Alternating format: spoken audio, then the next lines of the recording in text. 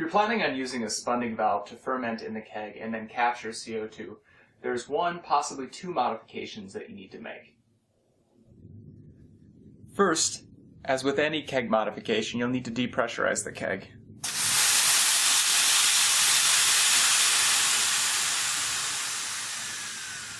And then open it up.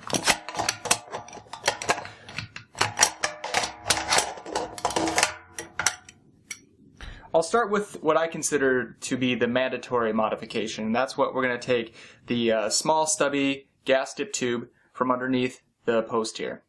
If you've got pin lock like I do, you need a special tool, such as this. Otherwise, if you're using ball lock, you can use an adjustable wrench.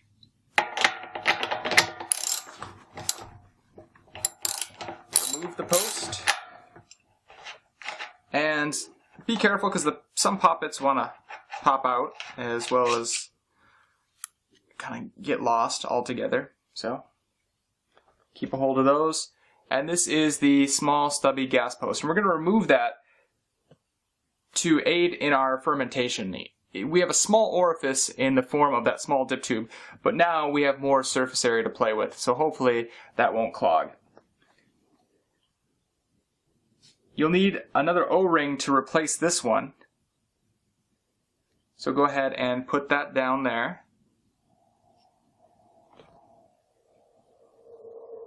Put your poppet on top. And take your post, while careful not to cross thread.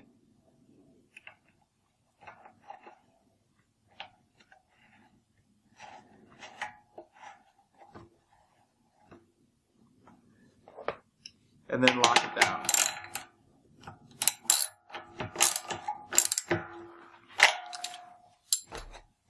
That's what I consider to be the mandatory modification. The more optional one is we're going to remove the long dip tube that goes all the way to the bottom. And the thinking here is that we'll remove it and we'll remove, say, 3/4 of an inch or about 2 centimeters, and that'll keep the dip tube from taking off the bottom. Because we are fermenting in a keg, we are going to have yeast and trub down there. It's a vanity thing. The first few beers coming out will be hazy, but also I think if you really got into some hot particulate, they can jam up your poppets, so you would want to remove that and shorten that tube so that you won't jam up the poppet. Otherwise, let's take a look and see what it looks like.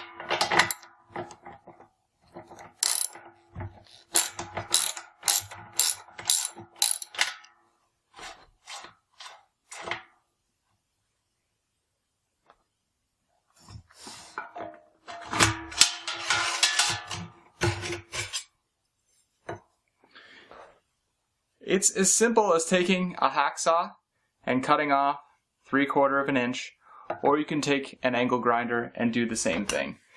This keg is already modified to be awesome, so I don't need to do that. Good time to replace the O-ring if you think it needs to be done, but otherwise, just repeat the order.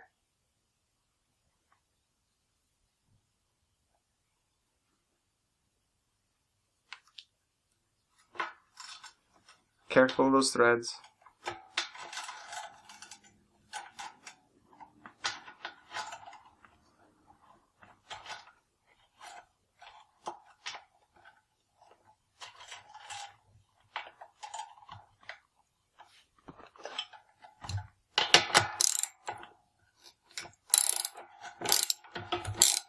And tighten it back up.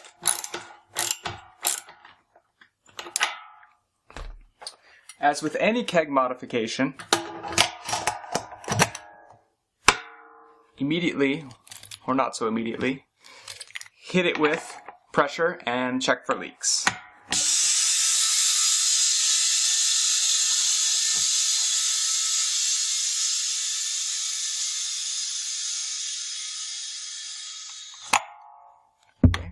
First, using our sense of hearing, I don't hear anything immediately, but that doesn't necessarily mean anything.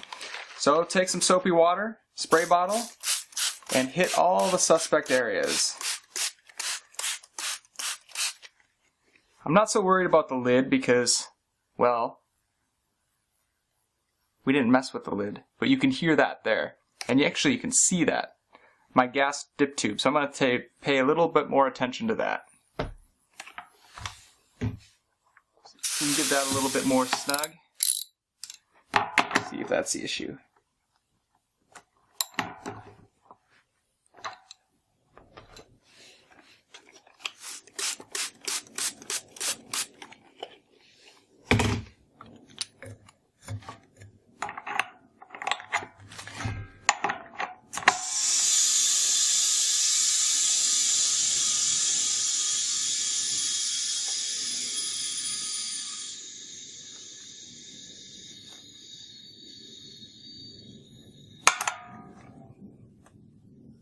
We've still got a hiss.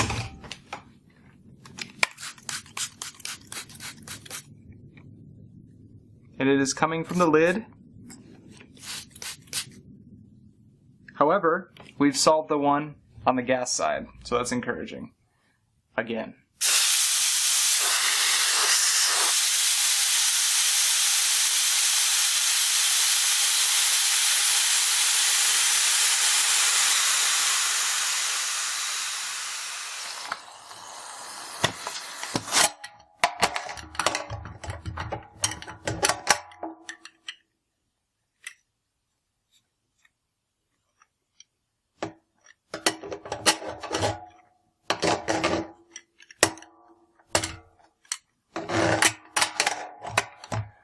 Feels like one of those square peg round hole scenarios.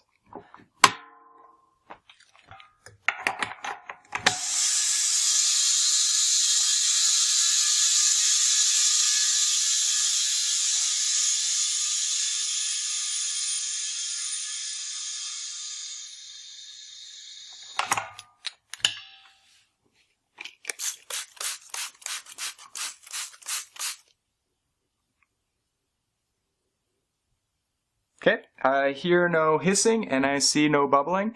If we were really paranoid about this, we could take our spunding valve, put it on here, and then check again the next day to see that we maintain the pressure. Or we could just hit the gas poppet the next day. If we hear a hiss, chances are we've got full pressure.